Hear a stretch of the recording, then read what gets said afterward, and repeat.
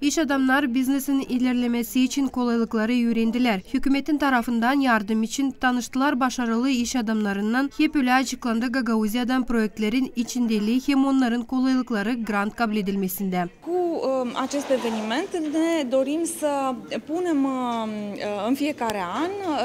Gagauzya'da böyle buluşmakları her yıl isteriz geçirmek doğrultma ilişkileri finansistlerin hem iş adamların aralarında. Alături de finanțatori, alături de autorități. 6826 iş adam Gagauzya'da var. Onların 91%'ı küçük hem orta kurumlar. Информировать малый и средний бизнес сегодня остро. Küçük hem orta biznes şimdiki zaman desteksiz ilerleyemeyecek. Bu oluş yardım edecek parayla hem informasyayla. Финансово, соответственно, так и информативно. Дать ту информацию, в которой они нуждаются.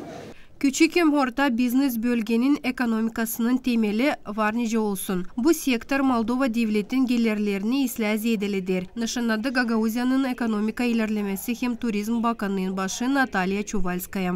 Органы управления Гагаузии считают, что сильный и развитый сектор. Devletten yardım kabul eder ki onlar kim küçük hem orta biznesi Gagauzya'da stabil götürür hem iyi çıkışlar gösterir. Бюджетной стабильности как нашего региона, так и Республики Молдова в целом.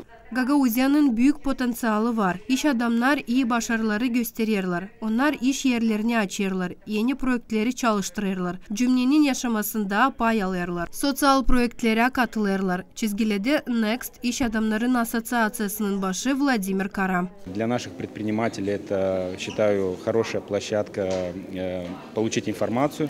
Sayarım ki bu iyi bir yer nerede bizim iş adamlar yeni kişilerle tanışacaklar. Kendi becermeklerini gösterecekler hem olacak kolaylıkları soruşlarını açıklasınlar.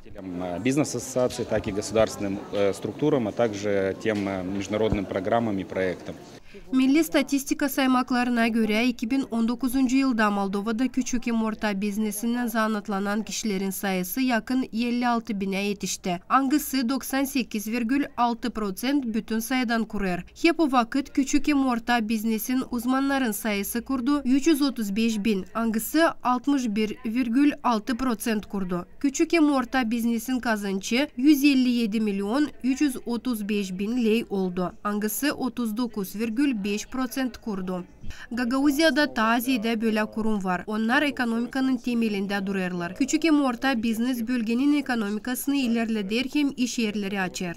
Мы должны заявлять о своих проблемах, не заявлять, а кричать. Kendi problemlerimizi lazım belli edelim. Bir tarafta kalarsaydık öyle de yaşayacağız. Lazım kendilerimizi gösterelim. Söyleyelim hani varız. Нужно говорить, нужно ставить острые вопросы, проблемы, как выходить с этой ситуации, двигаться и не сидеть.